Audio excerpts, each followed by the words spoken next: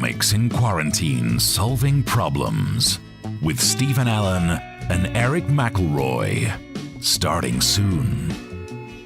Stephen Allen and Erich McElroy. Who's done a terrific job.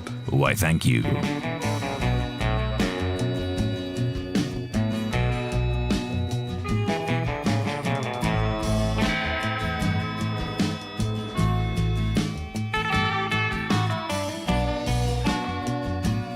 Comics in Quarantine Solving Problems with Stephen Allen and Erich McElroy.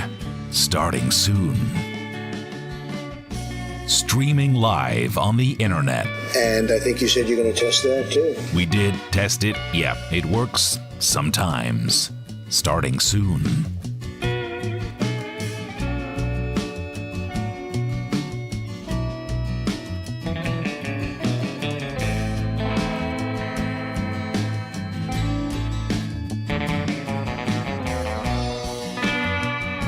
Comics in Quarantine Solving Problems with Stephen Allen and Erich McElroy. Starting soon. Doing online shows. For much longer than I would have liked. Suit yourself.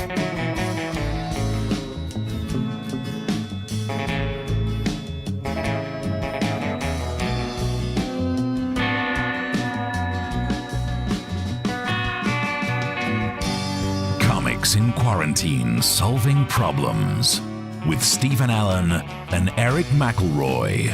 Starting soon. From their tidied up offices. And then I see the disinfectant. You do not want to know what happened in there before.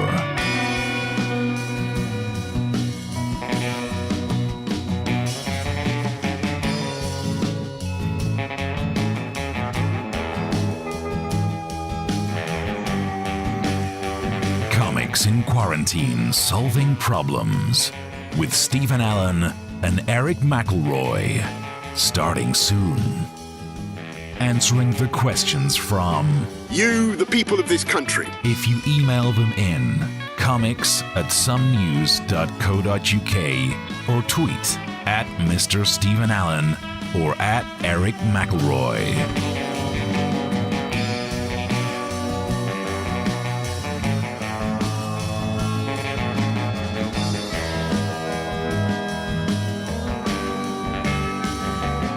Comics in Quarantine Solving Problems with Stephen Allen and Erich McElroy. Starting soon. Starting soon. In a minute. 1 minute. Well, maybe a bit longer than a minute, but soon. Soon.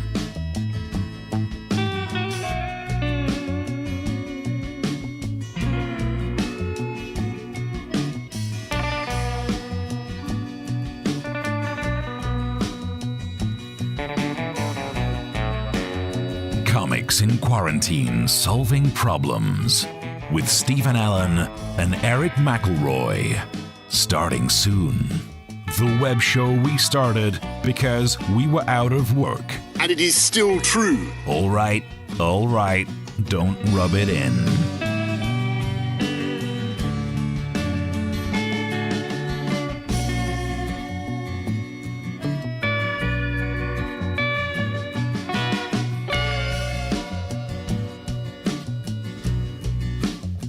Comics in Quarantine Solving Problems with Stephen Allen and Erich McElroy. Starting soon. Using their expertise to solve problems. You're going to have to use medical doctors with. No, just two comedians talking rubbish out of their face holes.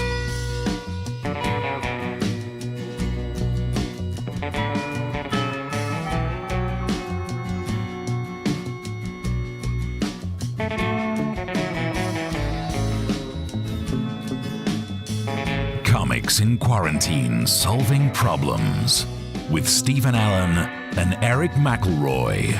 Starting soon. Lockdown 2020, giving Stephen Allen an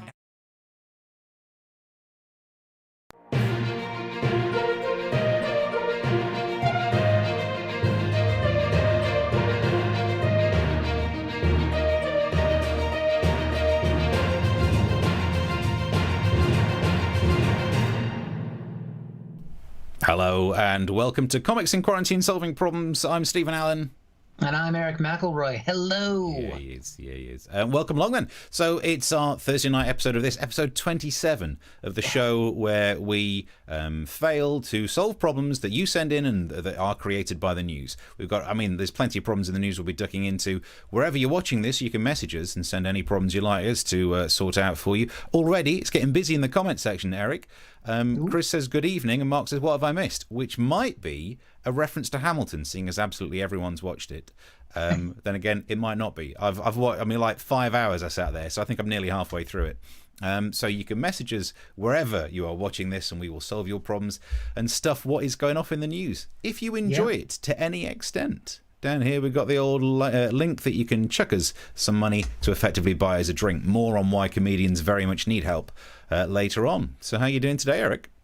I'm doing good, Steve. I'm doing good. I'm excited to get into the stories. But first, I do need to ask a little bit of a personal question because I used to have to dress up for a proper job back in the day. So yeah. I'm so far, I don't think I've had to repeat a single tie in our 27 episodes, even though I didn't wear a tie the first couple. So I'm on my 25th tie.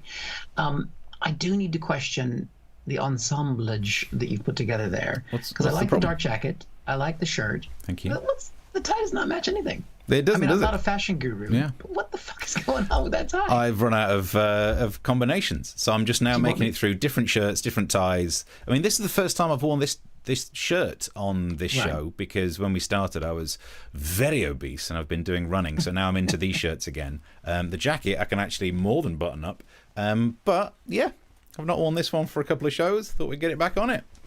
I'll send you a tie. I'll send you a couple ties. What's wrong with this? It's just, it doesn't look. All right. Anyway, let's talk about the news. That's not the news. If there's anybody out there that can help Steve with some fashion, he has lost weight. So he can, maybe to save the economy, he can go out and buy some clothes. I've gained weight, so I'm going to be buying stretchy trousers. But the big news in America, as where all the biggest news comes from, is, of course, that the Supreme Court ruled today that Trump has to allow a prosecutor in New York to see his tax returns for a court case. I think we've got the headline here just to prove it. It's on the BBC, so it must be true. U.S. Supreme Court to rule on revealing Trump taxes, and they have indeed ruled. And basically, Trump has to give his tax return to this court, and he's been resistant to do that, which is without precedent in the United States. All presidential candidates and the people who become president have given their past tax returns over the last, the first to do it was Richard Nixon. Richard Nixon was more transparent than Donald Trump. Known for his honesty.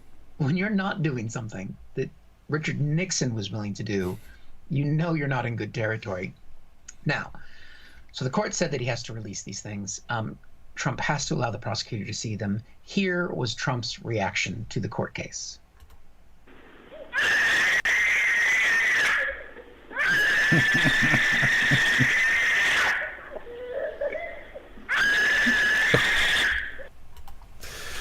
I think he's handled it really well. Yeah, same hair. Still got the same hair. Same hair. Now, Steve, this is an exclusive to Comics in Quarantine Solving Problems. Yeah. I have obtained a copy of the tax returns ahead of the court case. And I was able to get it because I just sent Trump a tweet, because he and I are Twitter buds. And I just said, look, it's only going to be broadcast in the UK. It's only going to be broadcast in Great Britain. And he said, that's fine, because Britain, you're not that great anymore.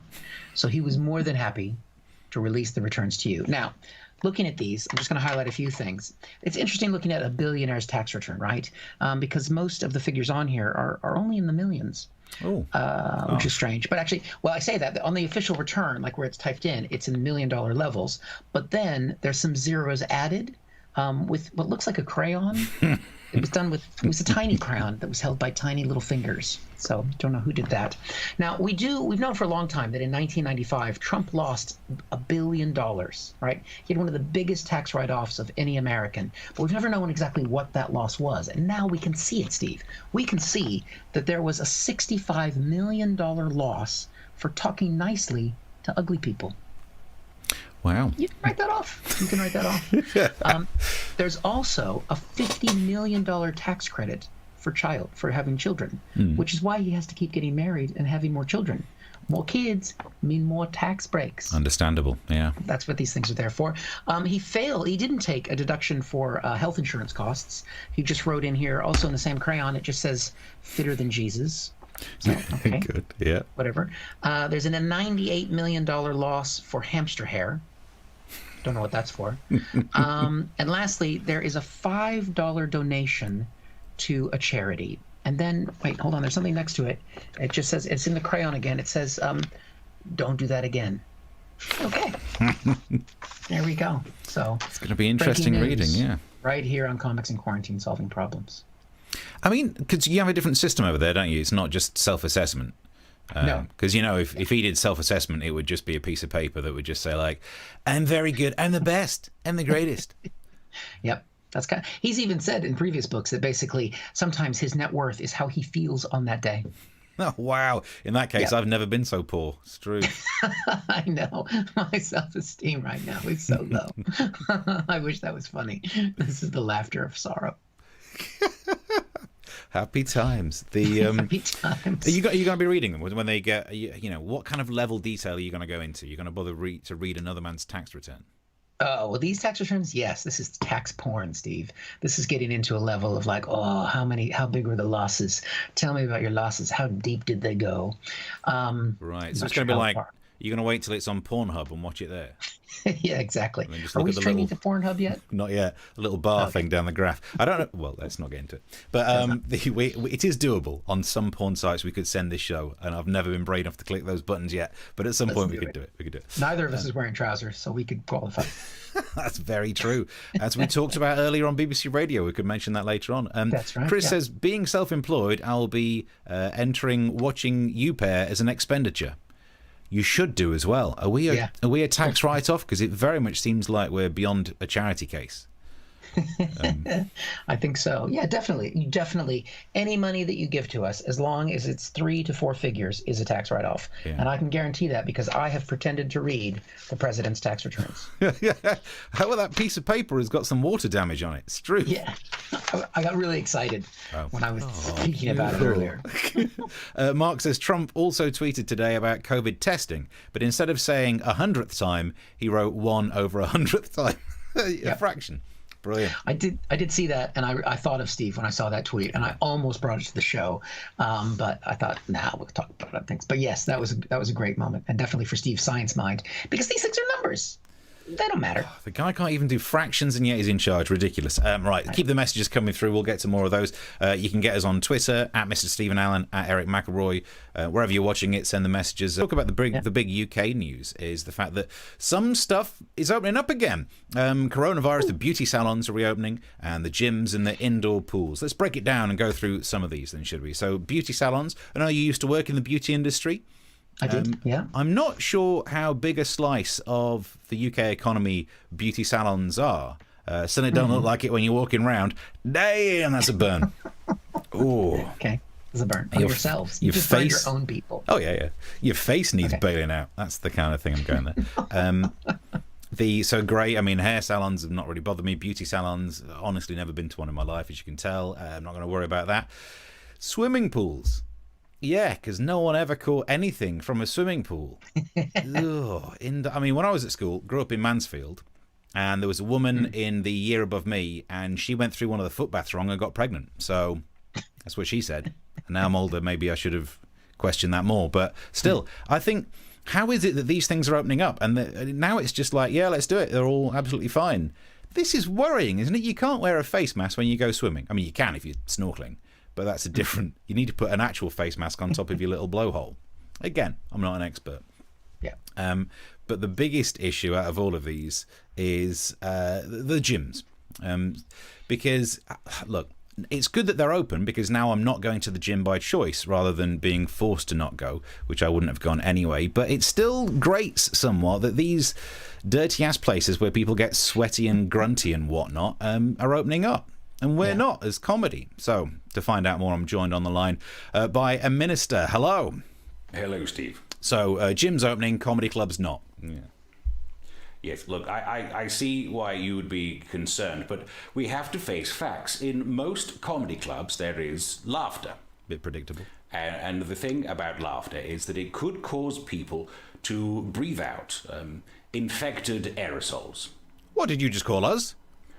No, what I mean, Steve, is that small particles of moisture that could carry the virus. People in comedy clubs will be breathing more heavily.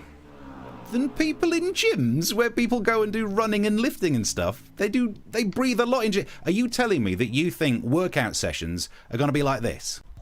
Hi guys, welcome along to today's workout session. It's anaerobic exercises. Anaerobic means no breathing. Breathing is cheating. We're going to do a minute of reps without breath. Here we go. And don't breathe. 2, 3, 4, 5, 6. Hold your breath. And 1, 2, 3. Feel the burn. That's your lungs. And no, I'm going down. I'm down.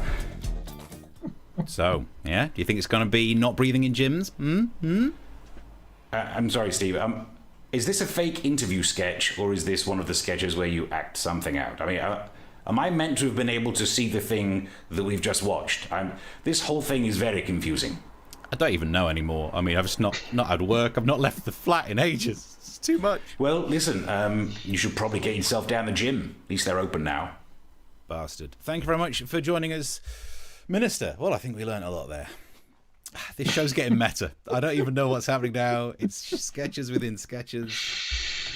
And then you've done that face thing now. I don't know. Filter. It's pretty incredible what you're doing. And the fact that you basically are losing your mind because you can't do gigs. Not only am I all comedians, we're losing our mind because we can't do gigs, but not every comedian is giving you 2 times a week the opportunity to watch it happen. That's right. And do sketches to himself. Sketches that feature himself, sometimes talking to himself, where he then goes live on air when he has a co-host who's right here the whole time. I don't go anywhere, guys. I'm underneath fake Steve talking to himself while I just have to sit here quietly. I'm just going to drink some beer now. Because it was a breakthrough where I managed to work out how to do, because when we do the fake phone calls, like you can play in a clip at a time, but to manage to talk to myself with that's a real-time moving face. This is like that episode of Buffy when they had 2 Xanders and everyone's like, my God, the CGI is amazing. How are they doing that? It turns out that Nicholas Brandon guy who plays him just had a twin. So I've just hired a twin. It's like the Prestige. I just clone myself. It's the easiest way to do it. There you go. That chemistry degree is coming in handy. Wow. Excellent stuff. I mean, you've got the acting, you've got the digital work, you've got everything. This is Oscar contender, I'm saying. Surely it's worth a drink. If it is, the link's down the bottom. Some messages coming through. Double method, says Mark. This is not just method acting. This is, as he says, method within method, fractal method. The acting on this show is just getting good. The opening of beauty salons and tanning salons will double the GDP of Essex. Nice. Beauty salon, says Ellie, probably an unnecessarily large slice. It'll make some people feel better about having nothing better to do than getting their nails done and other bodily parts. I don't know what that word is, but I don't know if we should say it. That's not there's a a word. There's a Q in it for some reason. We'll Google that. Yeah. Is it one of those things there are normally fancy words to do with removal of hair, which I don't come across often. So there we go. I mean, I can say, I used to, when I did work at the beauty school back in the day, the one thing I did acquaint myself with was something called a paraffin dip. Do you know what that is, Stephen? No. Tell me more. It's basically where you're with the salon person there, and they take lotion and they rub it on your hand and they rub it up to your shoulder. Can't go past the elbow, sorry. Can't go past the elbow because then that becomes a massage. That's a different service. And so they rub it in and massage your arm. Then basically they've covered your hand with the hand lotion, and then you dip your hand in a hot bucket of liquid wax. Wow. You take your hand out, they put a big plastic cover on it, and then just let it soak. And then eventually they remove it once it's all hardened. So this is like that stuff in the film Wanted with Angelina Jolie and James McAvoy. Yeah. Does it cure all your injuries because you've been stabbed loads? I don't know. It feels really good. You know what? I have the same motto as you then. I didn't realise I never go past the elbow, otherwise that's something else. But it's more of a vet's visit if you go past the elbow. Different story. Again, that's the kind of thing that will get us on Pornhub. Once we go there. Thank you very much to Chris, who's thrown us a drink, and I can see a couple of the drinks have come in, and so I'll check up on those. But we do appreciate that. If you can go to the jokepit.com page and do that and keep us dreaming, people. Keep us alive if you're enjoying yourselves. And also, we forgot to say at the beginning, we always forget to say this at the beginning, if you're watching us on Facebook, you can share that you're watching, and that sends it out to your friends and enemies. Fuck it, we don't care. Or if you're watching on YouTube, you can subscribe and all those kind of things, but just spread the word because this is the only satisfaction we have in our lives right now. Right, we'll crack on to the next story, which is another Trump court case that he's lost. Wow. This time they're keeping it within the family because it's regarding a book that's being released that's written by his niece, Mary Trump. It's not in stores yet. We've got a shot of the cover here. You can buy it, I think, somewhere. Mary Trump, too much is never enough, the Donald Trump story. Basically, it is a tell-all, right? She grew up in the Trump family. She's younger. She's a daughter of Trump's brother. And of course, as soon as so details of the book have been leaking out because it's not yet for sale, but reporters around the country have it. And a reporter went to the White House and he asked the White House, there's this book about Trump's niece, or by Trump's niece, where she says that the Trump is narcissistic. She says that he's a liar. She says that he's self-grandizing. And those are just the nice things. See, jokes. I like it. Every now and then. It was nice. So the reporter brought that to the White House, said, how does Trump feel about this book so far? And this was the response from the White House press secretary.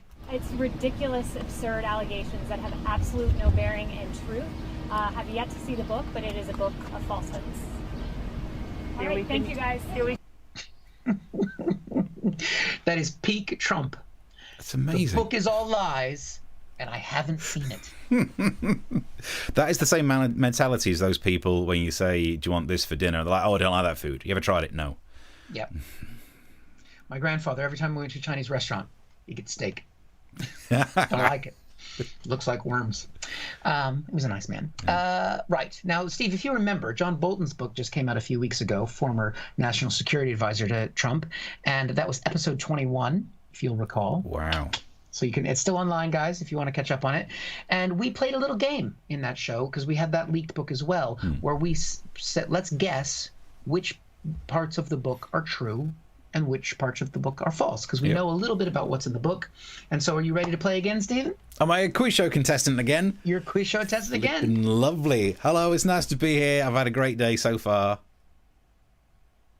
There we go. Good. So let's play which part of Mary Trump's book about her uncle are true. First thing, true or false? Steve, Trump had someone else take exams to help him get into university. True or false? Oh, well, his mother's not a famous actress from American TV show, and I know they do it a lot, but I'm going to say... He's a very stable genius, Steve. Remember that. He's a genius, but he can't do fractions. I'm going to say true.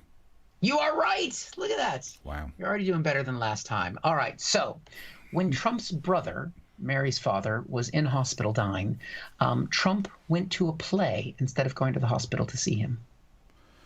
Wow. I mean, that's low. That is nasty. And even if you want to be a president one day, that's not the kind of presidential thing that you'd mimic. It's less about going to theatres these days, I seem to remember. I know, surely not even Donald Trump would do that. Well, you're right, Stephen. It is false because he would never go to a play. He went to the movies. Nice. Yep. Thank you. See, a little misdirection. I can do it now and then. Yeah. Trump 1 year ate all of the candy in his niece's Easter basket. True or false? It's not the worst thing he seems to want to do to a family member, given what he said about his daughter, so I'll say true. That is false, Steve. That actually happened to me. It was a man we were house sharing with when I was younger. His name was Mike Norquist, and I have never forgiven him, and I am happy to name and shame him right here publicly.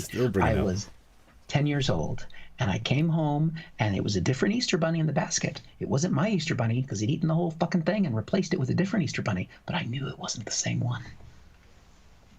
Okay. Oh, I think anyway. Have we gone off topic? Two more. I've been waiting to say that on the show. This is a long one. All right. As Donald Trump prepared to become the first American president to meet with a North Korean dictator, his older sister, not the niece, but Trump's older sister, called the White House to leave a message for her brother. And in the message, she said, tell him his older sister called with a little sisterly advice. Learn from those who know what they're doing and stay away from Dennis Rodman. True or false? Took a twist. Some of the people in the comments section are playing along here, but I've not got any help yet. This is question 4. Give me some true or false on this. I'm going to say false. That is true. What? There's no need to be all Confucius saying at the end of it end up talking about Dennis Rodman. She said stay away from Dennis Rodman. Yeah. Yeah, because he's friends with Kim Jong-un. Yeah, but he was going to actually meet Kim Jong-un. It seems like that's worse. If the reason you don't like Dennis Rodman is because he knows Kim Jong-un, he's got to meet Kim Jong-un. Now, yeah, both Mark and Chris have said true. Yeah, thanks for that. I think you're about 50-50 here. I haven't actually paid attention because there's no prizes. Mary Trump says she wrote the book because she fears a second term of her uncle being president would be the end of the American democracy. True or false? I mean, if she didn't think that, I think a lot of people do. So let's go for, some of the people in the comments are saying true. Well, it's sort of true. She did say that, but it is sort of false as well because the American democracy died the day he was elected the first time. Happy times on the Comics in Quarantine Solving Problem Show. USA. Wow. Right, wow. Did I win? That was fun. We got to do quizzes with the crowd next time. That's nice. I like seeing that in there. I know there's a delay in the broadcast, which might be excusing it, or they're just sending through the answers after you've given them out, which is a great way for people to look good. That's the way Trump would do it. Yeah. I mean, he would cheat. So, they're definitely... The Bishop's got some messages as well. He says, sorry, late to the party, been busy with hummus dip. Oh, there we go. I've got one over here. Our friend James in Canada is watching, but he claims he's not watching while driving. Good. So, wow. Oh, I think we've just... Canada. Yeah. Something's just gone crazy with the... we nearly lost you for a sec there. But you're back. Oh, dear. Is he back? Okay. Then the Bishop says the ex-hamster is better than Pornhub. That's not the debate. I don't mind it when this show suddenly branches off into a debate about biscuits, but I get the feeling we shouldn't be doing a debate about what's the best provider and purveyor of pornography. Chris wants to know, do I win a speedboat? Nope. And let's have a look. 4-1 win, says Mark. That was a 4-3 win. Well, yeah, well, if you were playing along and keeping score at home, brilliant. And then Mark says you get a water boatman. Smaller than a boat, but we'll try and see if we can get one for you. Lovely. Keep the messages coming through. We'll try and get more quizzes in future ones because it's actually quite fun if you want to play along. And if you've enjoyed it enough to drop us a drink in the box, here's the link down the bottom to have a crack at it. Look, let's focus on some good news, shall we? Things not only are reopening, but we're going to get some money to help us enjoy the things that are reopening. We had the mini budget this week, Rishi Sunak. He hit the news first with this. Before the actual mini budget came out, people were upset about, you see that little mug on his desk, £180 mug. It's like Bluetooth enabled, and it's chargeable, and it will keep your drinks hot for about 3 hours. And I must admit, normally I'm not into news like that, where people go like, oh, he's got something that's expensive. Well, he's got a good job. But there was just something about that picture, realising that mug was worth more than I've earned this month. And it just kind of got to me a little bit. What's the Bluetooth for? So you're probably seeing you turn it on and off remotely via your phone or something. Or at least it's probably Bluetooth, so it knows if it's been near anyone who's been infected with coronavirus, because I'm sure they've got the app working by now. What's that? This just in? No. Also, why did I pretend to have something being spoken into the one ear that doesn't have something in it? Sat over here is the perfect prop. Let's not do that again. Back to the headlines. So this, we got the budget. We got loads of details about stamp duty and meal vouchers. Right, let's try and go through some of them. Stamp duty, I think it's going to be interesting because I'm from a working class background. We never talked about it. Middle class people are always saying, well, stamp duty is a ridiculous charge and it does indeed cause problems for the market. So it'll be interesting to see if anyone actually gets around to moving. In the middle of a recession, but you get away with stamp duty. Will it make a difference? I don't know, probably not. Young workers are back to work for 6 months. I mean, that's not going to make a blind bit of difference, is it? You got a job for 6. A summer job is what they're giving these people. My favourite one of all the ones was this one. Slashing VAT in some areas to help out, making pubs, hotels and zoos cheaper. Can we just talk about why zoos are being mentioned again? This happened when they used to do the daily briefings and they were talking about what could be opened up. Everyone was obsessed with zoos. Who's going to that many zoos? Why is zoo news in? It's unbelievable. Why is comedy's not happening and yet you can go to zoos? Which actually makes me think we should be doing gigs in zoos. I'll play the gig in front of the hyenas. At least it'll look like I'm funny. But I can't help but think no one's avoided the zoo because of the VAT. That's not the reason someone's not going to the... I'm telling you, this scene has never happened. All right, son. Look, I know you had your heart set on going down the zoo, but I can't afford the VAT at the moment. So what I've done is, I've not taken the bins out for like the last month, and I've left the back door open so we can see what kind of animals turn up for a sniff. Yeah? Don't cry. And don't tell your mum this is what we do on the weekends, all right? No one's going to the zoo like that. So the main one is talking about the meal deal is what we're getting. Basically, Rishi Sunak is becoming the Groupon chancellor. He's giving us 50% off meals early in the week, which I hope that doesn't mean he's going to start emailing me about waxing, because I, to the best of my knowledge, have never been waxed. Why do Groupon think it's something I'm going to be interested in? It makes no sense to me. So he's giving us, if you go to a restaurant early in the week, so Monday to Wednesday, you can get 50% off the food, not the drink. He has given us exactly the same deal that restaurants would have done anyway. It's like an early bird special. And yet he is now, the government's going to be funding what would have happened. It is a ridiculous idea. It's also stupid that it's called eat out to help out. Because we all know what's happening. It's a childish phrase, isn't it? You know, eating out. Oh, there is clearly some government minister very childishly bragging in the bar about what he managed to do. And so I persuaded him to call it eat out to help out, which of course, you know what that means. I've made Fiona Bruce talk about eating out on the news. Weren't you the minister that we spoke to earlier in that meta sketch? What? Oh, yes, I was, yes. Blaming on the cutbacks. It's getting too much for me. It's getting way too much for me. So, eat out to help out is the plan. Okay, this could be the one, actually. As much as I don't think it's a good idea because it could have happened anyway, at least it's something I can help out with. Because when they announced the plan to get furloughed workers picking fruit, and there's no way my back would deal with that. They announced stamp duty. I'm not going to move house. I can't be bothered to pack. They announced other things like young workers. I'm clearly too old for that. Every single thing that they announced, I couldn't help out in. But if I can help out by eating food, oh, hell yeah. You best call the International Monetary Fund and the Met Office because I'm going to make it rain. I'm going to be sat in a restaurant thinking, well, I shouldn't have a dessert, but it's my patriotic duty. Bring on the cheesecake. Splendid. So I'm loving it. I love the fact that these are the two main things that the government's done so far. Told us to go out and do our patriotic duty and have a nice drink, and then told us to eat absolutely loads of food. Yes. And then Britain's been told to lose weight for the winter, as Deputy Chief Medical Officer admits he's very concerned about the fact that we're too fat for a second wave. What could possibly go wrong? Oh, dear. That's the world we're living in. Are you going to cash in your 50% voucher? I think if I did eat out in a restaurant, that would be the one time I've actually stayed alert. So I don't know, because we haven't eaten out. We haven't been out for anything. So this weekend is it's 4-month mark since the last gig. So I haven't gone to the pubs yet. So I don't know if that's enough. Wow. I don't know if that's enough to make me do it. Yeah. I mean, I've not done any of them either. And yeah, I don't know. It's 50% off. I'd just go to a cheaper restaurant anyway if I felt like it. I suppose I'd still be worried, but yeah, you got to get the economy moving. You know, it's that thing about 33% of people in a survey said they wouldn't take the cure. If they came up with a vaccine, they'd avoid the vaccine. And it's just the nasty side of herd mentality. You know, this herd resistance, herd immunity. You need 95% of people to be immune, and everyone thinks they're going to be part of the 5%, sitting back and letting everyone else do it.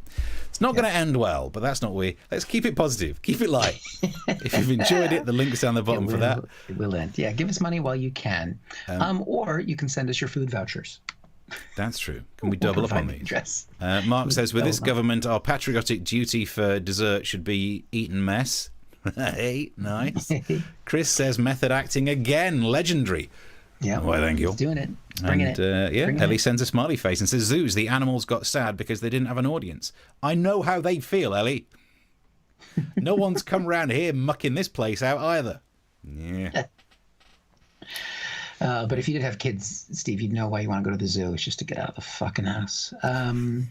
Before we move on, the Bishop on YouTube says, the ceiling fan is so last year. My four-blade. Don't diss the four-blade. Every time there's a heat wave, I'm grateful for the four-blade. It is the... Yes, it makes my flat look like a working men's club up north. And that makes me feel at home. Yeah, makes you feel at home. That's a good thing. We've got a couple of drinks have been sent our way. Thank you, Sal. And there's a few others. I'm not in that. I can't see the names there. Ellie sent us something, so thank you very much. Appreciate that. That is very, very, very kind of you. And we'll find a postal address or a P.O. box for your food vouchers once they come. Or maybe it'll be like an e-voucher, and we can take it that way. I can see one of the questions that came out, because I can't see some of the questions on here, Steve, that Mark asked, how did I know it was a different chocolate bunny? Because I fucking knew. You know what a chocolate bunny looks like if you truly believe in Easter, and it was different. So aggressive. So, I remember these things. Right. Okay. We're coming to the end of our half hour together. So thank you very much for contributions and that kind of thing, which feeds nicely into this final story for us, which was kind of exciting. It was kind of a coup. For the first time ever, both Steve, you and me, we were both, for a moment, the #1 trending news story on Twitter today. What happened? What did I say? Am I cancelled? Well, when I say that we were sort of the #1 story, we were part of the #1 story, which was the hashtag that went out today, hashtag Save Live Comedy. And that was done by a new organization called the Live Comedy Association. And it was meant to raise awareness of the fact that even with this $1.57 billion bailout package for the arts in the UK, which is less than the people get to put in insulation in their housing, but we won't talk about that again. But we're generally not recognized as an art by the Arts Council, which I don't really understand. I mean, you saw the work that Steve did earlier. I mean, when you put those kind of glasses on and a fake beard, it's art. That is art. That's Picasso. Anyway, I mean, it's artistic, because not only that, but I ended up acting in a sketch within a sketch, which is like a commentary on the insular nature of art itself. And you wait till you find out how many actors have been involved in this, because there's not as many as you think. That's even more insular. So they might allow gigs to happen outside. So that was the big takeaway today from the culture secretary, is that, well, that's really nice of you. We can do gigs outside during British summertime. Thanks, whatever your name is, culture dude. But obviously this is our livelihood, and so we miss it. A lot of venues, they think up to 70% or more of venues might not be able to come back if there's a long-term closure. It's just, and this has been incredible. I've had a lot of fun doing the show. I think we're both enjoying it, and hopefully people are as well. But there's nothing like the live gigs. I mean, we've had some weird ones, haven't we, Steve? Oh yeah, I mean, it's truth. And you know what? Let's put the hashtag on the screen to make it seem like, there we go, like we're doing some sort of campaign. Yeah, man, we've done some we used to do topical shows together in London every single week for ages. And we played a football stadium, or no, a rugby stadium together once. Well, it was for we did a gig at Watford Football Club, but it was for Saracens rugby team. And a friend of mine basically said he wanted to put on comedy on the pitch for the halftime entertainment. And I told him that was a terrible idea. And then I saw how much he was willing to pay. And I said, hold on. So we're stadium comedians now. Yep. And it was me and you and another act named Steve Day. And the concept was that we would go down onto the pitch and we turned towards the crowd as they were coming in. I thought, all right, we'll come out, do a few minutes to warm up the crowd before the match. And then we'll have halftime, and they'll get paid a bit more money, and they'll get to entertain the crowd again. And we're like, oh, this is gonna be terrible. And we started to turn towards the crowd, and they said, no, don't face the crowd. They're like, what? No, we want the camera to film you so we can put you on the big sky screen. But that means you have to turn into the field where the rugby players are. I don't know what they're doing, warming up. I don't understand the sport. Rugbying, fluffing, something like that. And so we did it to the camera with the rugby players behind them looking at us. And you could see us on the big screen. And then literally thousands of people not giving a shit. Which is way more than we normally have, not giving a shit. It was incredible. And then they had the audience vote to see who was the funniest. Now, do we admit this part, Steve? I don't know if there are actually quite a lot of people watching, so I'm not sure we should necessarily admit what we did. It was a different time. It was a different time. And basically, Steve Day, the third comedian who was on, is hearing impaired. And so he can lip sync, or lip read, and probably lip sync as well. But when they came to the point where they had the vote because no one was really paying attention. And so they said, who did you like? Did you like Eric? Did you like Steve Allen? Do you like Steve Day? So we looked at Steve Day and said, you won. And he got paid twice as much money as we did. He got extra money, but he did have to go out there and do another 10 minutes. So he knows that this happened, and he didn't complain because he was happy to take the money. Yeah. And if this hadn't happened, I would have gotten to do something that you've gotten to do, Steve, and I would have gotten to do a gig at a naturalist society. Sorry, no, naturist. You need society. to know the difference between naturist and naturalist, because David Attenborough is one of them, and you want to make sure you get it right. Because I was going to do a naturist gig to an audience that was totally naked, and I didn't get to because it was canceled. But you've done it, haven't you? I have indeed, yeah. The Orpington Naturist Society, just down the road in North Kent, and I got booked for it. Well, I got booked for a gig in Orpington. I was like, that's just down the road, I'll take it. And then the week before, when you get details sent through, the person booking it sent a message saying, I did tell you it was a naturist dude, didn't I? Like, no, I would have remembered that. That would have been the main thing, because I would have, again, same as you, checked what's the difference. Is it a David Attenborough one? Is it the other one? Maybe he's both, actually. I keep using David Attenborough as the example, but maybe he just sits there, stark bollock naked, just going, here we have the male appendage. And I went, I said, look, this gig, do I have to be naked? And they're like, well, you don't have to be. So we agreed. I can't perform stand-up comedy naked. My stand-up comedy set has many rude jokes that would be ruined by full detail of what I actually look like. You know, there's the joke that I talk about having a pair of boxer shorts with the tube map on, and then you can point down there and go, look at that, that's whopping. That joke's not going to work if I'm stood in a cold area of Orpington in front of a crowd of people. Oh, don't put yourself down, Steve. As it turns out, it was very cold. The weather turned, and there were only 3 people who remained naked in the audience. And I mean this in the nicest way possible. Not the 3 you'd pick. So we missed. That's what we missed, guys. So hashtag Save Live Comedy. I know. Look, there are bigger campaigns going on, but it's true. The survey says something like 45% of comedians have considered leaving the industry, and look, that's nearly half. So one of us is going to go. You're watching statistically. Only one of us is going to stick around, and I've already been thinking about. I've got no money coming in. I'm going to have to do something else. And it's worth thinking about that when you think, should I contribute and buy them a drink? Because comedians are, in general, narcissistic, egocentric, annoying, self-centered, and just always trying to make a joke. Really, really annoying. And if we stop doing comedy, we'll have to get jobs and could end up working with you. So what would you rather have? Us boiled down onto 20 minutes on stage, or every flipping day at work? And I'm such a narcissist and so self-obsessed. The only thing for me to do next would be to become president of the United States. Yeah, you qualify for it then. Sweet. Let's go through some of the messages before we lose that. Let's have a look. Ellie says no to the food vouchers because she actually likes staying in. Yes, there's going to be a show where we talk about the reckoning, as I call it, when we have to go out and deal with people again. Mark says, I'm single, so yeah, I'm so going to a restaurant. I suppose you could do like the bubble thing. We could find other single people to go to restaurants with. But that is just Tinder. That's basically, isn't it? Fred says, hi, guys. Hi, Fred. Hi, Fred. I've done a gig there with a band. Ew, says Chris. Oh, so you performed in front of the Well, I mean, look, there are a mixture of attractive people in the Orpington Naturist Society. But if you are going to perform there, check the weather. Check the weather.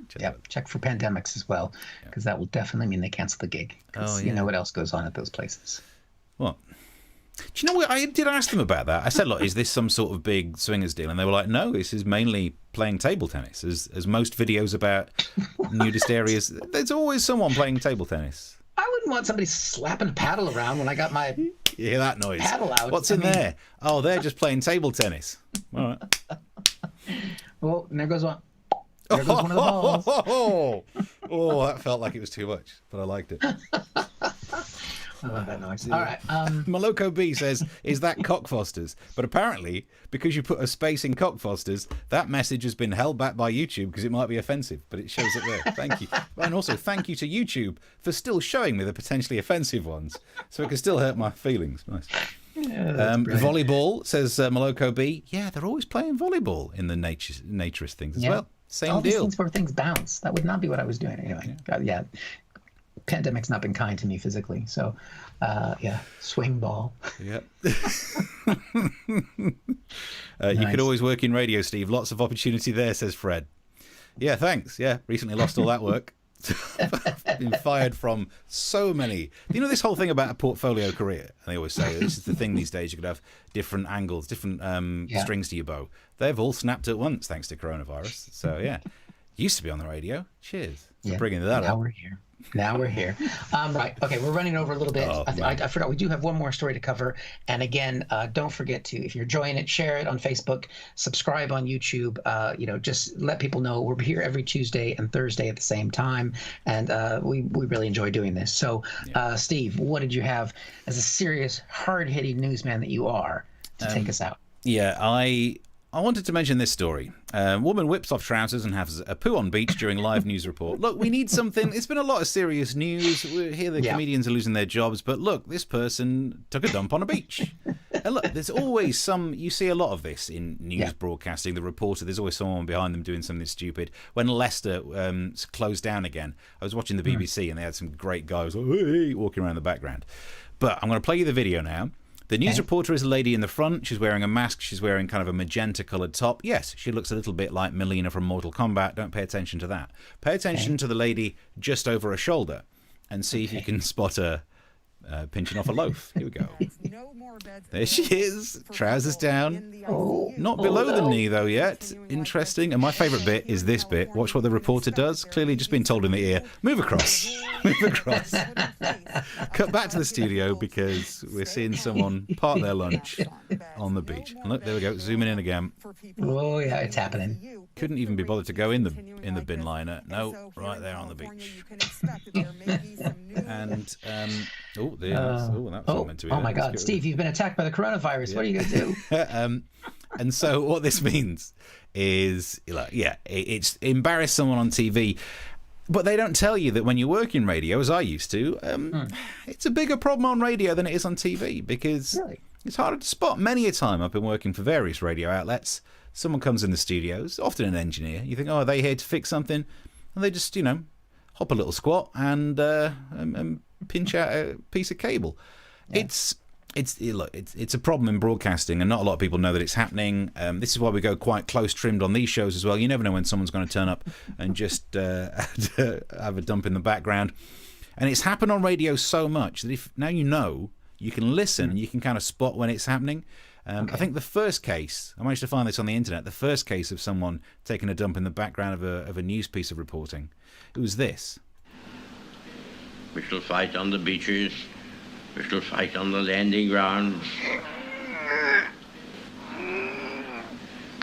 Good God. Oh, sorry, Governor. And there we go. It's incredible how that recording holds up after all this time. It's still so moving. Yep, a lot of moving. There'll be a cocktail named after that soon. Taking a dump on a beach?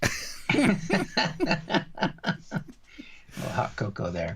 Chris says, I listen to your podcast most days at work. Or the old ones from still on the BBC Sounds app. I don't think they've taken them down yet. If you want to hear what the news was like over the last 4 years, it's better than it is these days. Mark says she was creating a breakwater. Good. Who was the other comment as well? Someone says, have I furloughed the virus that attacks us? You know, the whole thing about you gotta stay alert. Sometimes on the show, because we're alert, if a virus tries to attack us, it's whoop-ah! Oh, it's different because we've got a different screen. It's gotten you twice today. You've got to work on that, Steve. You're letting it slip. This is the thing. We get lazy with the virus, and this is where the second wave comes from. That's how you do it, because I'm alert, because I'm not going to a restaurant. There you go. Right, thank you for all the messages that are coming through. Maloko's got another one that's been held back for moderate. The best one you should check out is the transfer day and get some dildo out behind the reporter. Lol. Google Everton dildo. I'm not going to be googling Everton dildo. I will. It's going to be strong. Oh no! You know what's happened? Look, I've said Google Everton dildo, and me. No, don't do that. Don't do that. Get me reported. Brilliant. All right, we got to go. Yeah. Thank you guys for watching. Also, if you've got friends who you'd like to recommend the show to, we do a midnight. Midnight repeat. Yep, gets played back. That'll be happening just a few hours, and then we'll be away this weekend. We have a gig on Saturday, don't we, Steve? Yeah, I mean it's still an online It's one. a Zoom gig for a charity, and I found out how many people have sold tickets. Oh, That's good. It's not very many, so we still need you to buy us a drink, is what I'm trying to say. But other than that, 9 o'clock next Tuesday, we'll be back. Subscribe, share, do all of those fun things, and that's it from me. Till next time, then. Till Tuesday, 9 o'clock. Bye. Bye.